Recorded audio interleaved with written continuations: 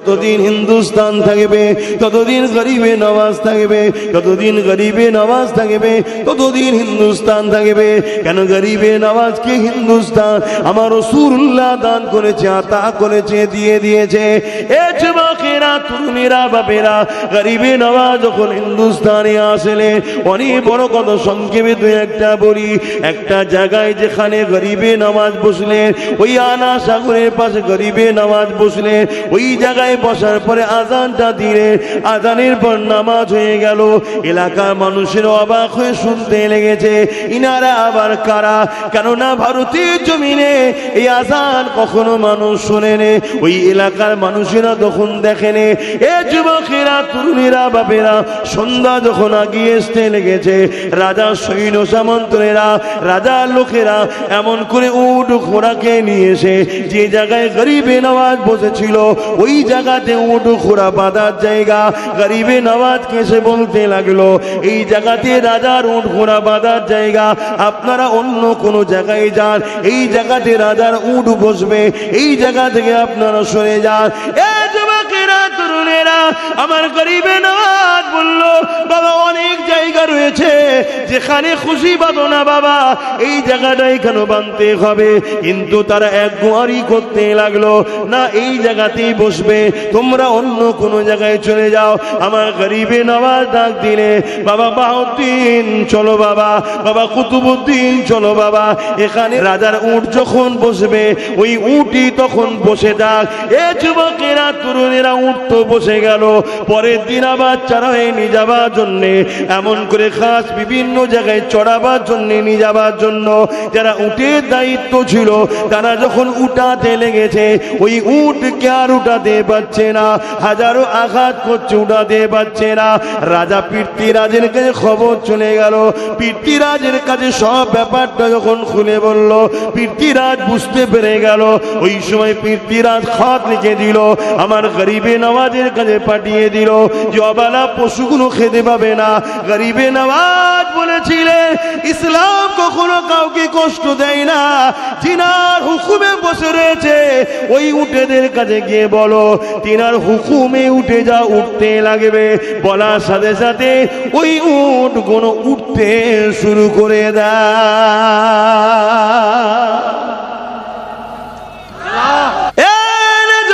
তরুণেরা, আল্লাহর ওলি সুলতান গরিবে নওয়াজ খাজা মঈনুদ্দিন আজমিরি সঞ্জালি রাহমাতুল্লাহ আলাইহি আনা সাগরে উযু করতেন।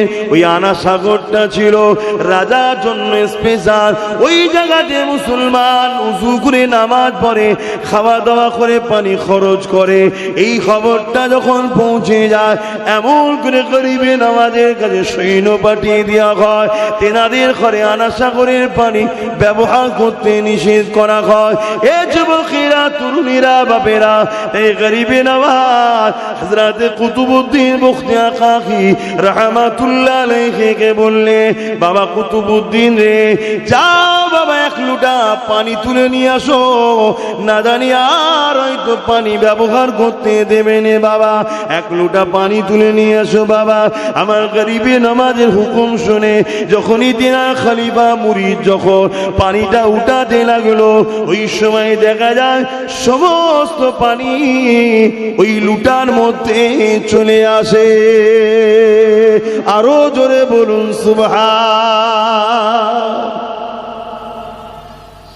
হাদিস পাকের মধ্যে আছে, আল্লাহর ওলিরা দুনিয়া থেকে চলে যাওয়ার পর 70 গুণ পাওয়ার বেড়ে যায়। আজকে কিছু মানুষ ক্ষমতার জোরে গরিবে নওয়াজের মাজারকে নিয়ে ষড়যন্ত্র শুরু করেছে। খবর আছে না? যুবকেরা, শুনে রেখে দাও, গরিবে নওয়াজ কে তোমরা জানো? গরিবে নওয়াজ তো তিনি যিনি হলেন আতায়ে রাসূল। হিন্দুস্তানকে তো আমার নবী পাক গরিবে নওয়াজকে দান করেছে। যতদিন হিন্দুস্তান থাকবে ততদিন গরিবে নওয়াজ থাকবে, যতদিন গরিবে নওয়াজ থাকবে ততদিন হিন্দুস্তান থাকবে। কেন গরিবে নওয়াজকে হিন্দুস্তান আমার রাসূলুল্লাহ দান করেছে, আতা করেছে, দিয়ে দিয়েছে। এ যুবক যুবকেরা তরুণীরা বাপেরা গরিবে নওয়াজ যখন হিন্দুস্তানে আসলে অনেক বড় কথা সংক্ষেপে দুই একটা বলি। একটা জায়গায় যেখানে গরিবে নওয়াজ বসলেন, ওই আনা সাগরের পাশে গরিবে নওয়াজ বসলেন। ওই জায়গায় বসার পরে আজানটা দিলেন, আজানের পর নামাজ হয়ে গেল। এলাকার মানুষের অবাক হয়ে শুনতে লেগেছে, ইনারা আবার কারা? কেননা ভারতের জমিনে এই আজান কখনো মানুষ শোনেনি। ওই এলাকার মানুষেরা তখন দেখেনি। এ যুবকেরা তরুণীরা বাপেরা সন্ধ্যা যখন আগিয়ে আসতে লেগেছে, রাজা সৈন্য সামন্তরা রাজার লোকেরা এমন করে উট ঘোড়াকে নিয়ে এসে যে জায়গায় গরিবে নওয়াজ বসেছিল ওই জায়গাতে উট ঘোড়া বাঁধার জায়গা। গরিবে নওয়াজকে এসে বলতে লাগলো, এই জায়গাতে রাজার উট ঘোড়া বাঁধার জায়গা, আপনারা অন্য কোনো জায়গায় যান, এই জায়গাতে রাজার উট বসবে, এই জায়গা থেকে আপনারা সরে যান। এ যুবকেরা তরুণেরা আমার গরিবে নওয়াজ বলল, বাবা অনেক জায়গা রয়েছে যেখানে খুশি বাঁধো না বাবা, এই জায়গাটাই কেন বাঁধতে হবে? কিন্তু তারা এক গোয়ারি করতে লাগলো, না এই জায়গাতেই বসবে, তোমরা অন্য কোনো জায়গায় চলে যাও। আমার গরিবে নওয়াজ ডাক দিলে, বাবা বাহাউদ্দিন চলো বাবা, বাবা কুতুবুদ্দিন চলো বাবা, এখানে রাজার উট যখন বসবে ওই উটই তখন বসে যাক। এ যুবকেরা তরুণেরা উট তো বসে গেল। পরের দিন আবার চড়াই নিয়ে যাবার জন্যে, এমন করে খাস বিভিন্ন জায়গায় চড়াবার জন্যে নিয়ে যাবার জন্য যারা উটের দায়িত্ব ছিল তারা যখন উঠাতে লেগেছে, ওই উটকে আর উঠাতে পারছে না, হাজারো আঘাত করছে, উঠাতে পারছে না। রাজা পৃথ্বীরাজের কাছে খবর চলে গেল। পৃথ্বীরাজের কাছে সব ব্যাপারটা যখন খুলে বলল, পৃথ্বীরাজ বুঝতে পেরে গেল। ওই সময় পৃথ্বীরাজ খাত লিখে দিল, আমার গরিবে নওয়াজের কাছে পাঠিয়ে দিল যে অবালা পশুগুলো খেতে পাবে না। গরিবে নওয়াজ বলেছিলেন, ইসলাম কখনো কাউকে কষ্ট দেয় না, যিনার হুকুমে বসে রয়েছে ওই উটেদের কাছে গিয়ে বলো তিনার হুকুমে উঠে যা, উঠতে লাগবে। বলার সাথে সাথে ওই উট গুলো উঠতে শুরু করে দেয়।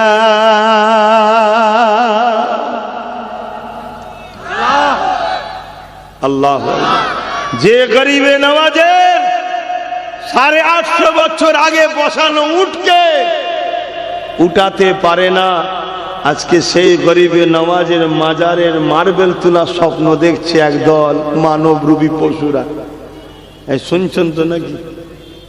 হ্যাঁ, সময় থাকতে থাকতে উচিত হবে ওদের ক্ষমা চেয়ে নিয়ে যাওয়া গরিবে নওয়াজের দরবারে।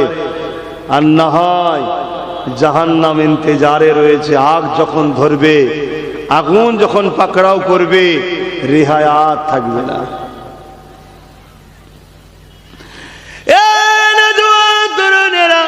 অনেক বড় কথা, গরিবে নওয়াজের উপরে পৃথ্বীরাজ চৌহানের রাগ বেড়ে গেল। কি করে গরিবে নওয়াজকে তাড়াতে লাগবে? পৃথ্বীরাজ চৌহানের আম্মা যখন দুনিয়া থেকে চলে যান, তিনি তখন একটা ছেলেকে ওসিয়াত করে গিয়েছিল, বাবা তোকে একটা ভবিষ্যৎবাণী করে যাচ্ছি বাবা, তোর রাজত্ব চলাকালীন একজন মুসলিম ব্যক্তি তোর রাজত্বের মধ্যে আসবে, যে বড় সৃষ্টিকর্তার পেয়ারা হবে।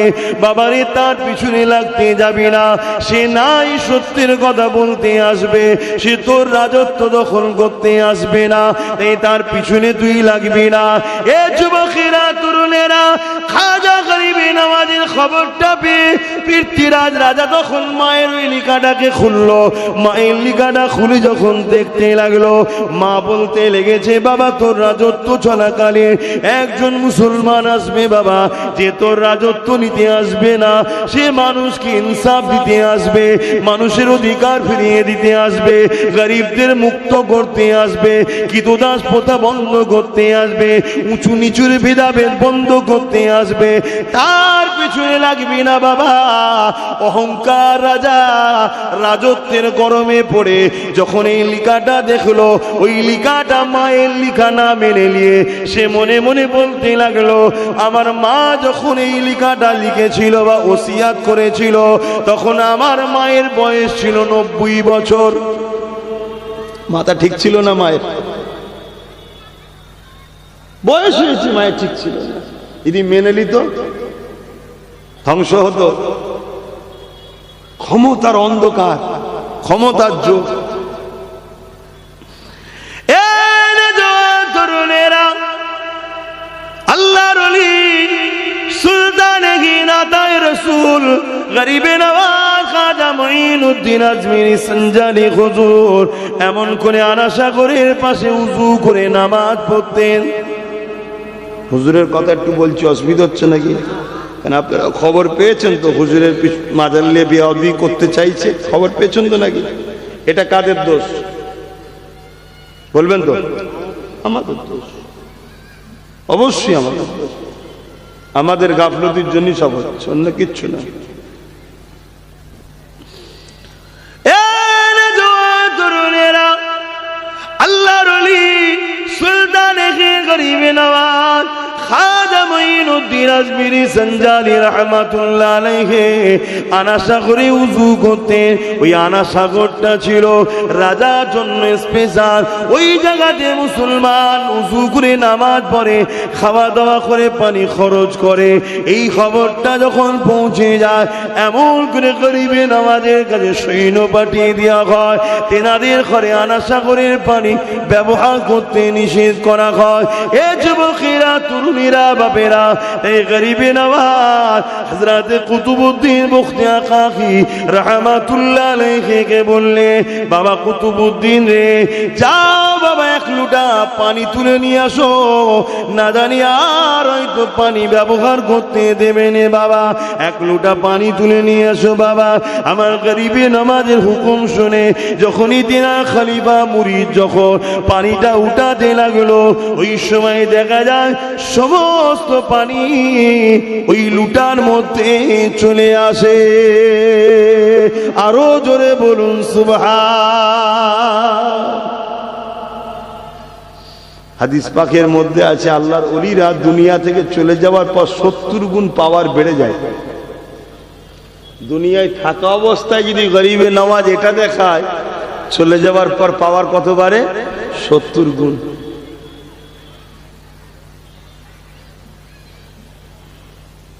রাজার কাছে খবর চলে গেছে, পানি নাই। তখন কি এত উন্নত ছিল নাকি?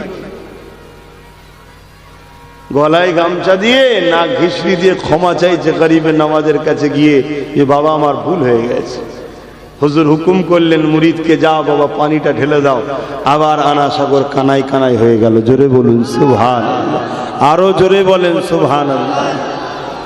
তাহলে আমরা হাত গুটিয়ে বসে থাকি? আমার গরিবে নওয়াজ তো বিশাল বড়, কিন্তু ভালোবাসার ইজহারের দরকার আছে না? নাই কথা বলে? এগুলো তো আমাদের জন্য অফার, গুনাহ মাফ করার অফার। আমরা দেখেছি আমেরিকা একটা ফিল্ম বার করেছিল, ইনোসেন্স অফ মুসলিম। ওই ফিল্মটা যে হলে প্রথম উদ্বোধন করেছিল এবং যারা করেছিল সবাইকে আল্লাহ শেষ করেছে। কিন্তু কখন শেষ করেছে? যখন দুনিয়ায় প্রচার হয়ে গেছে, সব জায়গায় আন্দোলন, মিছিল, প্রতিবাদ হয়েছে, তারপরে। আমার প্রশ্ন এটাই, আরে আমার আল্লাহ তো সেই সিনেমা হলকেও ধ্বংস করলো। যারা ফিল্ম করেছিল জালিয়াতির নামে, তাদের ফাঁসি হলো, সব হলো। এটা তো প্রথমে করে দিতে পারতেন আল্লাহ।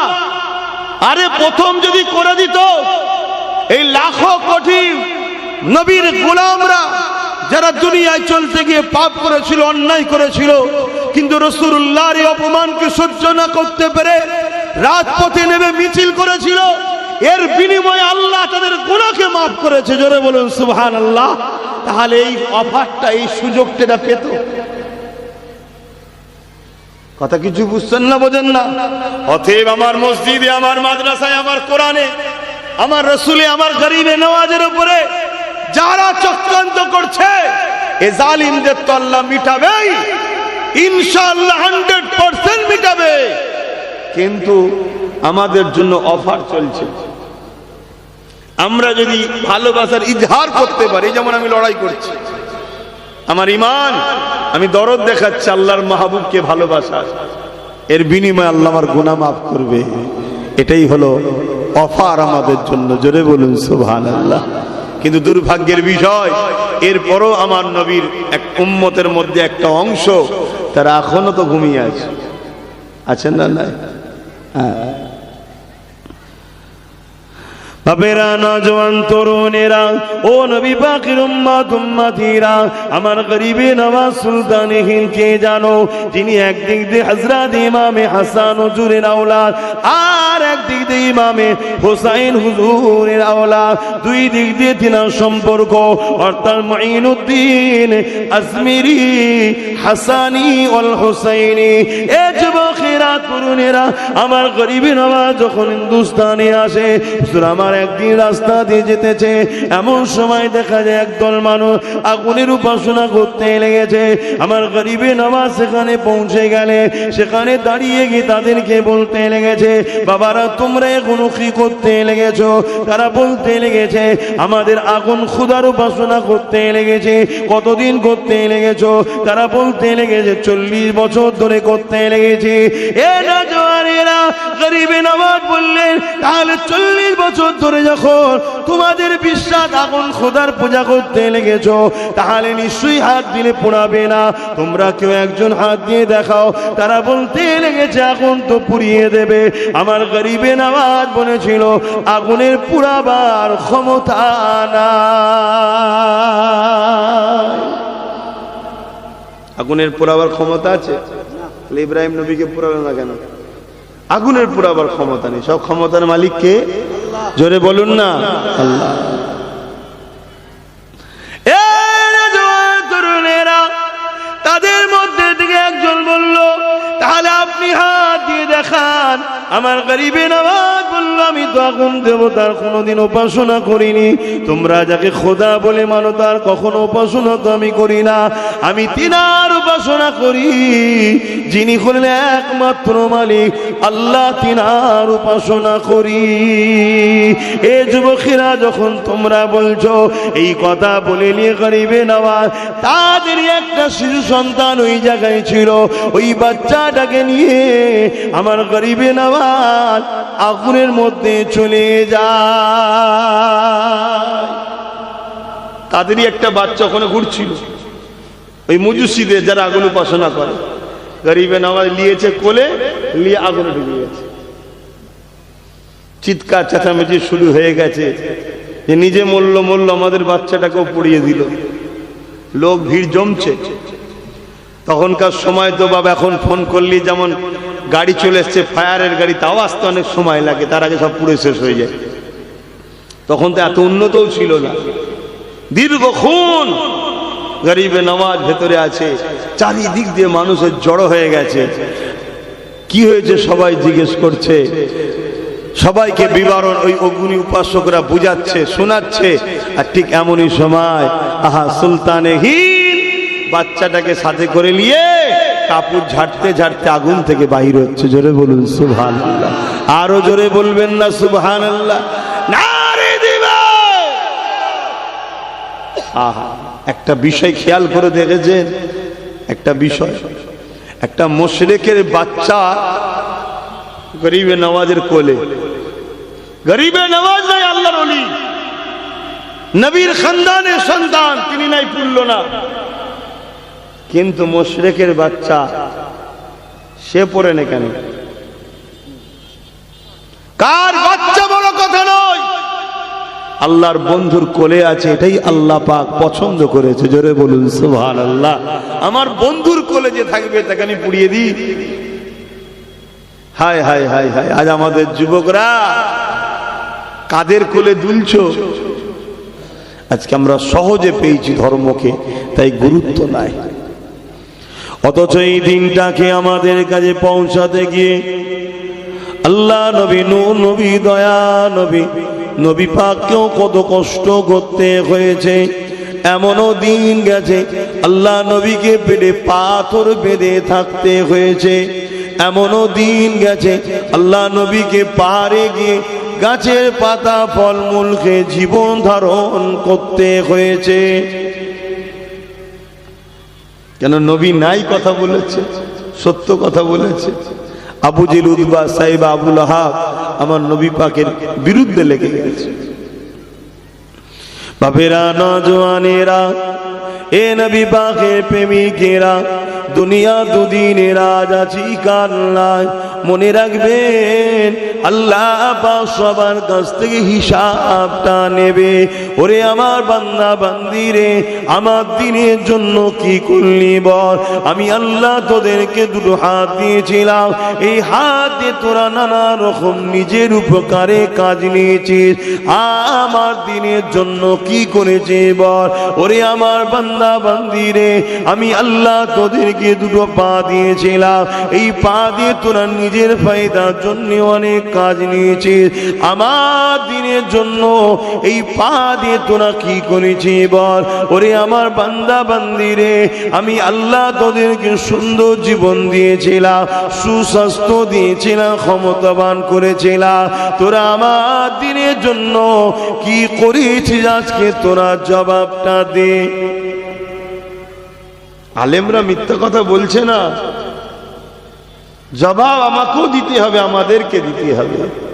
আল্লাহ কাউকে ছাড়বে না।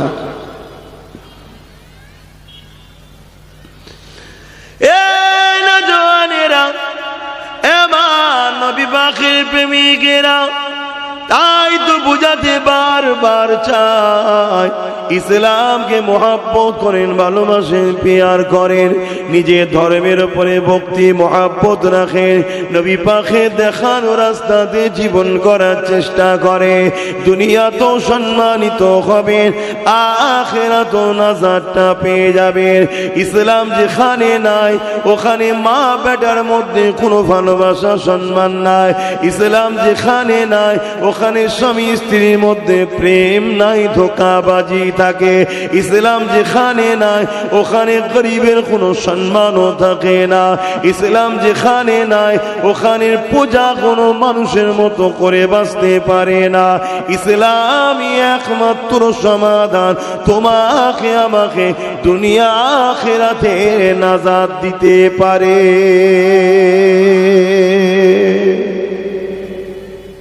কিন্তু আমরা তো নামে ইসলাম মানি, সবাই ইসলাম মানি বলি, শুধু মুখ দিয়ে বলে দিবার নাম তো মানা নয়, ওটাকে তো বাস্তবে দেখাতে হবে।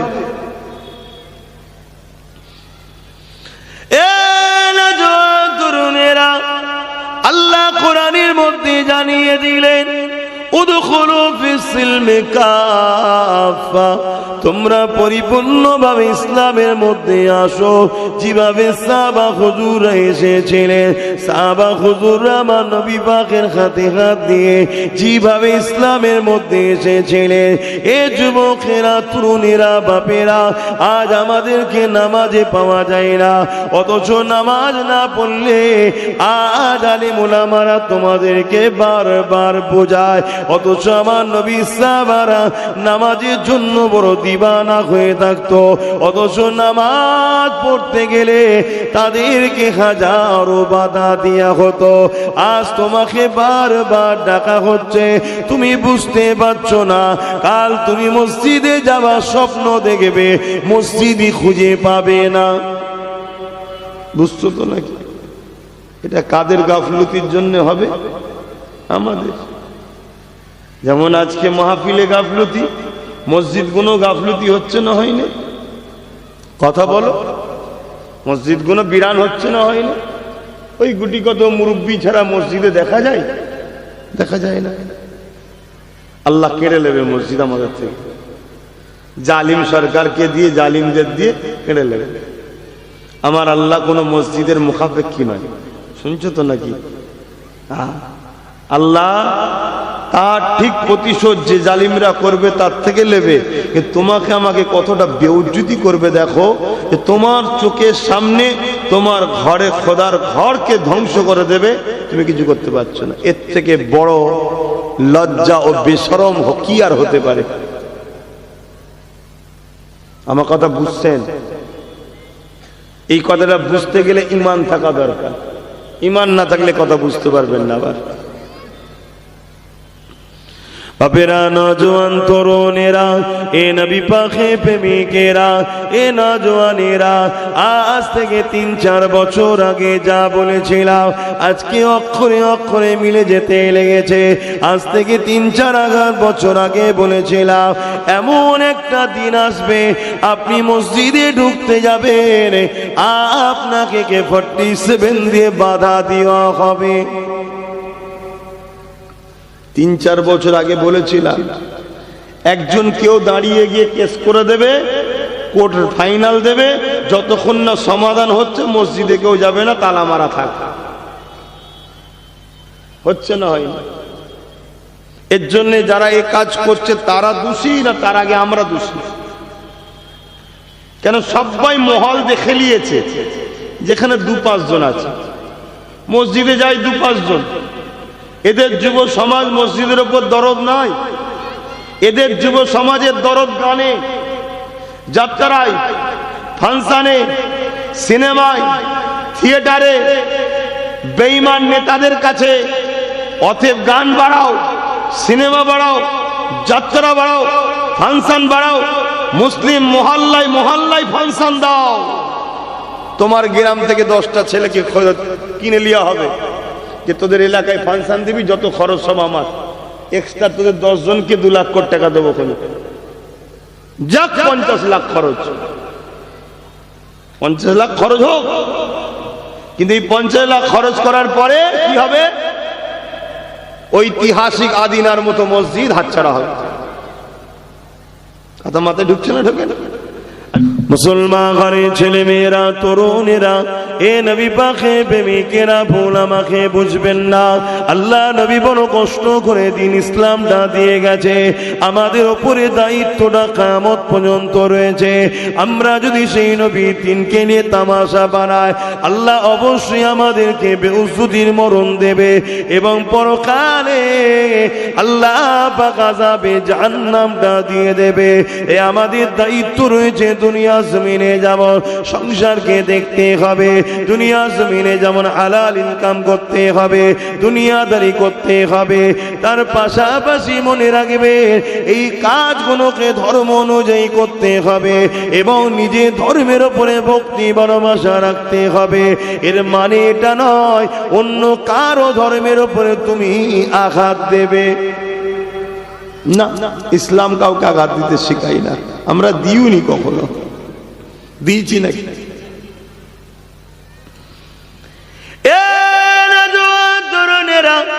অথচ আমরা যুগ যুগ ধরে দেখে আসছি ইসলামের উপরে, কোরআনের উপরে, রসুলের উপরে, আল্লাহ রাব্বুল আলামিনের বিষয়ে নানা রকম কুরুচিকর কথা একদল মানুষরা, মানবরূপী পশুরা যুগে যুগে বলে আসতে লেগেছে। মনে রাখবেন এতে আমার আল্লাহ পাকের কোনো অসুবিধে নাই, আমার রাসূলুল্লাহর কোনো অসুবিধে নাই। কোরআন এমন একটা কিতাব যেটা আছে মিটাবার কোনো ক্ষমতা নাই, এতে কোরআনেরও কোনো অসুবিধে নাই, এতে আমার ইসলামেরও কোনো অসুবিধে নাই। মনে রাখবেন তোমার আমার প্রেমের ইজহারটা তাহলে কি হলো? আল্লাহ নবী যখন দুনিয়া থেকে চলে গেলেন, এই সময় একটা ব্যক্তি বেরিয়েছিল মুসাইলামাতুল কাজ্জাব। সে আমার নবী পাকের খাতমে নবুয়াতের বিরোধী করে এমন করে সে দাবি করেছিল আমি শেষ নবী। সে নিজেকে নবী দাবি করেছিল। তরুণেরা, আল্লাহ নবী সাহাবা হুজুররা, হযরত আবু বকর সিদ্দিক তখন খলিফাতুল মুসলিমিন ছিলেন। তিনি সাহাবা হুজুরদেরকে নিয়ে মিটিং এ বসে গেলেন। ওই মিটিং এ আলোচনা হতে লাগলো। হযরত আবু বকর সিদ্দিক জিজ্ঞাসা করতে লাগলো, হে আমার নবীর অনুচরেরা, সাহাবারা, বলো তো দেখি খাতমে নবুয়াতের বিরোধী করে মুসাইলামাতুল কাজ্জাব নিজেকে নবী দাবি করেছে। বিদেশি শক্তির ইসলামের দুশমন যারা, তারা মুসাইলামাতুল কাজ্জাবকে সাপোর্ট করছে, তাকে অর্থ দিয়েছে, সৈন্য দিয়েছে, অস্ত্র দিয়েছে, তাকে ক্ষমতা সুযোগ দিয়েছে। তাই সে ক্ষমতার জোরে নিজেকে নবী দাবি করেছে। এর বিষয়ে আমাদের কি করা দরকার? মাইকরা আওয়াজে বুঝতে পাচ্ছেন? ইসলামের উপরে ঝড় যুগে যুগে এসেছে, কিন্তু মনে রাখবেন আমার আল্লাহ তিনি ইসলামের হিফাজত যুগে যুগেই করেছে। জোরে বলুন সুবহানাল্লাহ। কেন এটা তিনার পছন্দনীয় ধর্ম। তা আল্লাহ নবী সাহাবারা বললেন, ভাই আবু বকর সিদ্দিক, আপনি তো খলিফাতুল মুসলিমিন, আপনি যেটা করবেন সেটাই আমরা মেনে নেব, আপনি যেটা ফয়সালা দেবেন। হযরত আবু বকর সিদ্দিক বলেছিলেন, আমি জানি পৃথিবীর জালিমরা যদি আমার রাসূলুল্লাহর বিরুদ্ধে কোনো সমালোচনা করে, মিথ্যা নবী দাবি করে, এতে আমার নবীর খতমে নবুয়াতের কিছু যায় আসে না। কেন আল্লাহ তো বলেছেন ওয়ালা আখির রাসূলুল্লাহ ওয়া খাতামান নবী। কিন্তু আমরা যে নবীকে ভালোবাসি বলি, আমাদের তো প্রেমের ইজহার করা দরকার, আমাদের তো প্রেমের ইজহার দেখানো দরকার। তাই আমি আবু বকর মন স্থির করেছি, মুসাইলামাতুল কাজ্জাবকে বুঝাবো, যদি না ও বোঝে খতমে নবুয়াতের শান মর্যাদার উপরে কালিমা দেওয়ার চক্রান্ত করার জন্য মুসাইলামাতুল কাজ্জাবের বিরুদ্ধে আমি আবু বকর সংগ্রাম করব, লড়াই করব। জোরে বলুন সুবহানাল্লাহ, আরো জোরে বলুন সুবহানাল্লাহ। আজকের দিনেও যদি কোন মানবরূপী পশু, সে পৃথিবীর যে কোনো দেশেই হোক, আমার নবীর শানে যদি গুস্তাখি করে, এতে আমার নবীর কোনো অসুবিধা হবে? কথা বলেন।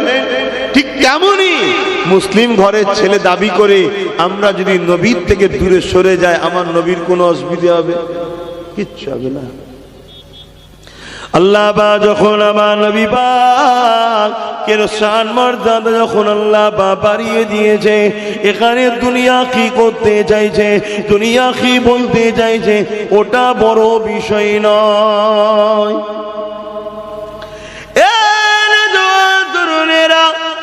আল্লাহ নবী যখন দ্বীনের প্রচার করতে লেগেছে, মক্কা মানুষেরা আমার নবী পাকের কথা মানতেছে না, অথচ আমার নবী পাকের সঙ্গে খারাপ ব্যবহার করতে লেগেছে। ঠিক এমনই সময় আমার নবী পাক ঘরে হুজরায় বসে কাঁদতে লেগেছে। আহারে জমিনে মানুষ আল্লাহকে মানতেছে না। এই সময় আমার আল্লাহ বা আওয়াজ দিয়ে বলেছিলেন, এ আমার হাবিব, দুনিয়ার মানুষ আপনাকে মানুক চাই না মানো, আমি আল্লাহ আপনাকে নবী বলে মেনে নিয়েছি। আমার হাবিব, দুনিয়ার মানুষ যদি আমাকে না মানে, এতে আমি আল্লাহ আমার কোনো ক্ষতি হবে না। দুনিয়ার মানুষ যদি আমাকে না মানে, এতে আমি আল্লাহ আমার কোনো শান খাটো হবে না। এ আমার হাবিব, দুনিয়ার মানুষ যদি আমার নাফরমানি করে, আমার আল্লাহ পাকের রাজত্বের কোনো ক্ষতি হবে না। এ আমার হাবিব, আমি জানতে চাই আপনি কি আমাকে আল্লাহ বলে মেনে নিয়েছেন? আমার রাসূলুল্লাহ সাদা গোলটা আসমানের দিকে তুলে বলেছিলেন, লা ইলাহা ইল্লাল্লাহ, আল্লাহ আমি মুহাম্মদ রাসূলুল্লাহ, আপনাকে ছাড়া অন্য কোনো ইলাহকে মানি না। অর্থাৎ কোনো ইলাহা নাই, যিনি আছেন আল্লাহ, আপনি, আপনাকে আল্লাহ বলে মেনে নিয়েছি।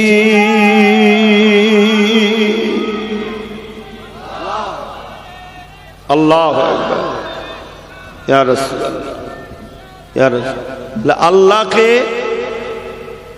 নবী মেনে নিয়েছে, নবীকে আল্লাহ মেনে নিয়েছে, আমাদের আর প্রয়োজন আছে কারো? কথা বলেন। এখন আমরা যদি কপাল ওয়ালা হতে চাই, আল্লাহ ও রাসূলকে মেনে নিতে হবে, আর মানার মতো মানতে হবে, মুখে দরদ দিলে হবে না। মুসাইলামাতুল কাজ্জাব খাতমে নবুয়াতের বিরুদ্ধে গিয়ে নবী দাবি করেছে, এতে আমার নবীর কিছু যায় আসে না। উদাহরণ দিবার জন্য বলছি, বিরাই জায়গায় বলে থাকি, আকাশে রাত্রিরে চাঁদ উঠলে দেখবেন কিছু কুকুরের খসলত আছে, আকাশমুখো হয়ে চাঁদের দিকে ঘেউ ঘেউ করে। বা এতে কোনো চাঁদের অসুবিধা হবে? ঠিক তেমনই মানুষের মধ্যে কিছু মানুষ আছে, বারবার আমার রসুলের শান নিয়ে, দিন ইসলাম নিয়ে, কোরআন নিয়ে, আল্লাহ নিয়ে ঘেউ ঘেউ করে। পৃথিবীর এই মানব রূপী যত কুকুর আছে, সবাই যদি ঘেউ ঘেউ করে, আমার রসুলের কিচ্ছু অসুবিধা হবে না। এই মুসাইলামাতুল কাজ্জাব কেন, হাজারো কাজ্জাব যদি নবী দাবি করে, আমার নবী কিন্তু শেষ নবী থাকবে। জোরে বলুন সুবহানাল্লাহ, আরো জোরে বলুন সুবহানাল্লাহ। কিন্তু আবু বকর সিদ্দিক কি বললেন? আমরা যে ভালোবাসি বলি, ভালোবাসার ইজহার দেওয়া দরকার আছে না না, প্রমাণ দেওয়ার দরকার আছে না না। হযরত আবু বকর সিদ্দিক এই জন্য আল্লাহ নবীর সাহাবাদের মধ্যে থেকে 10,000 যুবক সাহাবা হুজুরকে ঠিক করলেন। এ নওজওয়ানেরা 10,000 যুবক সাহাবা হুজুরকে নিয়ে হযরত আবু বকর সিদ্দিক মুসাইলামাতুল কাজ্জাবকে বুঝাবার জন্য যেতে লেগেছে। যদি বলেন সাথে 10,000 কেন নিয়ে যাচ্ছে? আরে মুসাইলামাতুল কাজ্জাব 90,000 সৈন্য দিয়ে সর্বসময় নিজের সিকিউরিটি বানিয়ে রেখে দিয়েছে।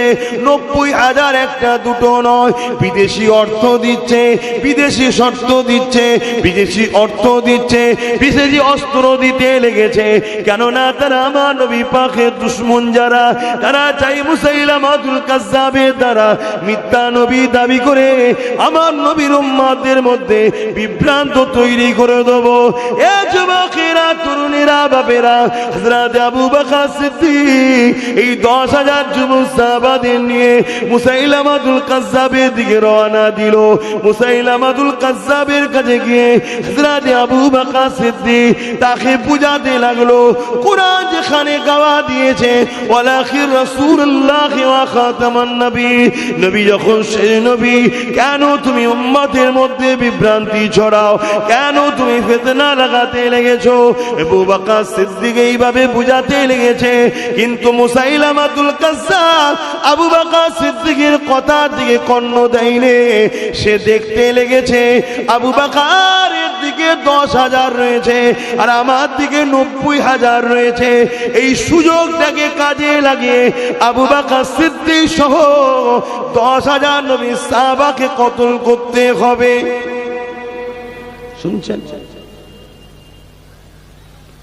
ওকে গেছে বুঝাতে যাতে পরিবর্তন হয়, ওরও কপাল ভালো হবে, সমাজের মধ্যে বিভ্রান্তি, ঝগড়া, ফাসাদ বন্ধ হবে। কেন মিথ্যুক, কাজ্জাব। আর ও মনে মনে ভাবছে আবু বকর সিদ্দিকের তো 10,000 আর আমার 90,000। এই সুযোগকে হাতছাড়া করলে হবে না। যেমন আজকে অনেকে ভাবছে এই সুযোগ দেশের মাথায় আমি, রাজ্যগুলোর মাথায় আমাদের, সব জায়গায় আমরা, এই সুযোগে মুসলমানদের মসজিদ মাদ্রাসা সব কেড়ে লাও। ভাবছে না? ভাবে না? হায় হায়, হ্যাঁ, চেষ্টা করলে আমাদের গাফলতির জন্যে হাজারো লক্ষ কোটি মুসলিম মা বাপ, ভাই বোন, বাচ্চাদের খুনে হয়তো জমিন লাল হয়ে যাবে। আমরা অন্যায় করেছি, তার ঋণ শোধ করতে হবে। কিন্তু কেউ যদি মনে করে এই সুযোগে ইসলামকে মিটিয়ে দেব, মসজিদ মিটিয়ে দেব, কোরআন মিটিয়ে দেব, গরিবে নওয়াজের মাজারকে ভেঙে দেব, তাহলে তাদের বিষয় জানিয়ে দিই, মনে রেখে দিও আমার আল্লাহ তিনি যিনি পৃথিবীর রাজা নমরুদকে একটা খোঁড়া মশা দিয়ে মিটিয়ে দিয়েছে। জোরে বলুন সুবহানাল্লাহ, আরো জোরে বলুন সুবহানাল্লাহ। যদি কারো এ নেশা জাগে, ক্ষমতার আসনে বসে এ নেশা যদি জাগে, এই সুযোগে সব জায়গায় আমাদের লোক যা খুশি বিল পাস করে নেব, যা খুশি কোর্ট থেকে আইন বার করে নেব, যা খুশি কোর্ট থেকে রায় বার করে নেব, সব আমাদের গরিবের নওয়াজের মাজারটাকেও তুলে দেব। শুনে রেখো জালিমেরা, ওটা অন্য কেউ নয়, ওটা শেরে খোদা আলীর বেটা। ওসনার সঙ্গে পাল্লা দিতে গেলে দুনিয়ায় থাকার বেশি দিন হবে না, এটাও শুনে রেখে দিও। কথা মাথায় ঢুকছে না? ঢোকে না কেন? ইতিহাসের পাতা প্রমাণ দিচ্ছে যুগে যুগে এই জালিমরা সংখ্যা কম দেখে আর দুর্বল দেখেই ঝামেলা করতে গেছে। তো ভাবছে আবু বকর সিদ্দিকের তো 10,000, আমার 90,000। এই সুযোগে কাজে লাগায়। যেমন বদরের জমিনে আবু জেহেলকে নবী কিন্তু বুঝিয়েছিল, তুমি কেন মদিনার উপরে হামলা করতে এসেছো? মক্কা থেকে তোমরা আমাদের উপর জুলুম করলে আমরা তো হিজরত করে চলে এসেছি। তুমি মক্কায় আছো, মক্কা শাসন করছো, মক্কালে থাকো, কেন মদিনার মানুষের উপর জুলুম করতে আসছো? কিন্তু আবু জেহেল দেখছে মোহাম্মদের দিকে 313, আমার দিকে 1000-এর ওপরে। ওর হাতে, মোহাম্মদ রসুলের হাতে তরোয়াল নাই, সাহাবাগুনের হাতে 313-র হাতে তরোয়াল নাই, আর আমাদের হাতে তীর বল্লম তরোয়াল রয়েছে। এই সুযোগে পুরো গুড়া সমেত মিটিয়ে দেবো। এই যে নেশা, ক্ষমতার নেশা, মনে রেখে দিও আমার কওমের যুবক, আমার আল্লাহ আগাছা দ্বারা কিছু করে না, সলিটের দ্বারাই করে, সলিটের দ্বারাই করে। আমি আবার বলছি, যত লড়াই হোক না কেন, বিজয় ইসলামেরই হয়েছে, হচ্ছে, হবে। জোরে বলুন সুবহানাল্লাহ। কিন্তু হ্যাঁ, আমি এটাও স্বীকার করছি, আমাদের গাফলতির জন্যে আমাদের যুব সমাজের লাখো কোটি যুবককে মৃত্যুবরণ করতে হবে, লাখো কোটি মা বোনের ইজ্জত চলে যাবে, লাখো কোটি বাচ্চাদের খুনেতে জমিন লাল হয়ে যাবে। এর জন্য আমরা দোষী। আমাদের না ধর্মের উপরে টান, না আল্লাহর মহব্বত, না নবীর প্রেম, না দ্বীন ইসলামের আখলাক আমাদের মধ্যে আছে। এজন্য আল্লাহর সাহায্য আমরা পাবো না, তাই আমাদের ক্ষতি হবে। কিন্তু ইসলামের উপরে আল্লাহর সাহায্য আছে, ছিল, আছে। ঠিক গুটি কতক সলিড যখন হয়ে যাবে, ওই সলিডের দ্বারাই আল্লাহ আবার ইসলামকে আগিয়ে নিয়ে যাবে। জোরে বলুন সুবহানাল্লাহ। সমীক্ষা বলছে 1945-এ ইউরোপ দুনিয়া, 1945-এ ইউরোপ দুনিয়া ইসলামের হাতে চলে আসবে। জোরে বলুন সুবহানাল্লাহ। কি বুঝছেন? আমার ঘরের ছেলে ইসলাম থেকে বেরিয়ে যাচ্ছে, আর যাদের ঘরে ইসলামের জন্ম নয়, তাদের ঘরের ছেলে ইসলামে আসছে। তা আমার আল্লাহ তার কোরআন, তার হাবিব, তার দ্বীনকে কার ওপরে রাখবে তিনি ভালো জানে। তোমায় দিয়েছে, তুমি গুরুত্ব দিওনি, কেড়ে নিয়ে অন্য ঘরের ছেলেকে কলমা পড়িয়ে তার হাতে তুলে দেবে। শুনছো আমার যুবকরা? যদি নিয়ামত রাখতে পারো তো রাখো, তোমার হাতে থাকবে। যদি না রাখো, ওই ইউরোপ দুনিয়ায় তৈরি হচ্ছে লাখো কোটি যুবক যুবতীরা সব ইসলাম কবুল করছে। দেখো না আমার ভারতবর্ষে